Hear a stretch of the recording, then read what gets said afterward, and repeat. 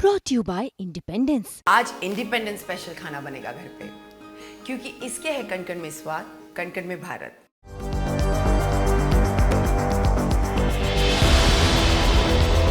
किसी जमाने में चांद पर दुनिया बसाने के सपने आने वाले कुछ सालों में हकीकत हो सकते हैं। अगले 1 से 2 दशक में चांद पर बनने वाली इंसानी बस्ती कैसी हो सकती है, उसकी झलक अभी से सामने आ रही। अगर मैं अभी आपसे ये कहूँ कि मैं चांद की सतह पर मौजूद हूँ और वैसा ही महसूस कर रही हूँ जैसे चांद की सतह होती है, तो शायद आपके लिए यकीन कर पाना मुश्किल होगा। लेकिन अभी देश तैयारी में लगा हुआ है। साल 2024 तक भारत से लोग चांद पर पहुँचे, चांद पर कॉलोनी बनाई जाए और चांद का इस्तेमाल किया जाए सैटेलाइट्स के लॉन्चिंग पैड की तरह। ये उस विजन को दिखाता है। ये सरफेस ठीक वैसी ही बनाई गई है जैसी चांद की सरफेस होती है। इतना ही नहीं, यहाँ जो ये अभी आप मिट्टी देख रहे हैं, ये चांद की मिट्टी जैसी है, जिसे वैज्ञानिकों ने मिलकर यहाँ पर कुछ स्टूडेंट ने बनाया है, यानी चांद की सतह बनाने की कोशिश की गई है।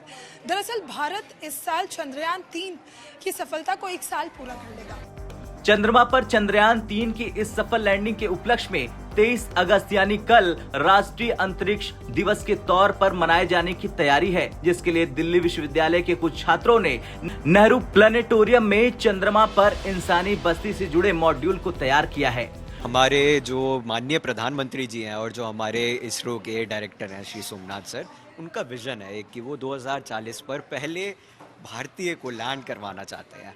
तो जब भारतीयों को लैंड कराया जाएगा, ऑब्वियसली उसके बाद भी जो है अन्य लोगों को वहाँ भेजा जाएगा। उसके बाद हम वहाँ पे जाके एक कॉलोनी या बेस टाइप हम सेटअप करने का प्रयास करना चाहते हैं। विज्ञान के छात्रों की तरफ से किया गया ये प्रयास काफी हद तक मून मिशन को लेकर भारत के इसरो के विजन को दर्शाता है।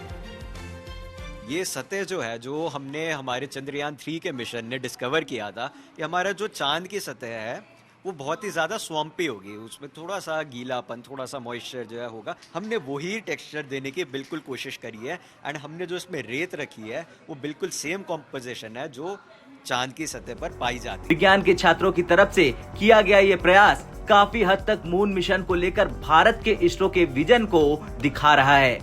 पृथ्वी की तुलना में चांद पर गुरुत्वाकर्षण यानी ग्रेविटी कम है। इसके अलावा पृथ्वी से चांद की दूरी कम है। वहां पहुंचने के लिए सिर्फ 3 दिन लगते हैं। यही वजह है कि भारत समेत अमेरिका, चीन, रूस और जापान जैसे बड़े देशों की चांद पर इंसानी कदम रखवाने पर जोर है। जो भी इस होड़ में कामयाब हुआ वो इंसानी बस्ती के जरिए चांद पर अनुसंधान और वहां मौजूद संसाधनों का इस्तेमाल करेगा। सबसे पहले हमने यहाँ पर जो बनाया गया है वो ये एक ऑब्जर्वेटरी हमने बनाई है। ये आप देख सकते हैं, ये ऑब्जर्वेटरी है।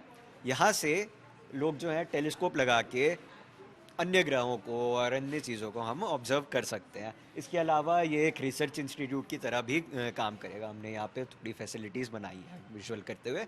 उसके बाद एक ये डोम शेप का जो ये आप स्ट्रक्चर देख रहे हैं, गुफा जैसा, ये कॉलोनी है।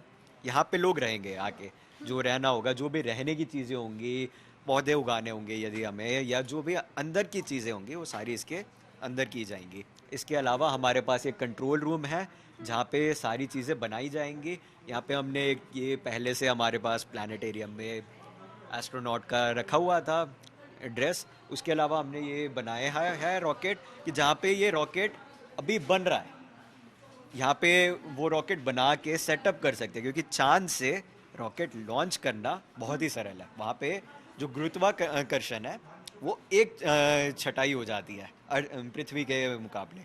वहाँ से कुछ भी लॉन्च करना बहुत आसान है। चांद की तुलना में पृथ्वी की ग्रेविटी से बाहर निकलने के लिए रॉकेट के प्रक्षेपण के दौरान काफी ज्यादा ईंधन खर्च होता है। ऐसे में अंतरिक्ष में आगे खोज के लिए चांद को बेस या अड्डे की तरह इस्तेमाल किया जा सकता है। तो यदि आप चांद पर जाएंगे तो सबसे पहले आप लैंड करेंगे लॉन्च पैड पर।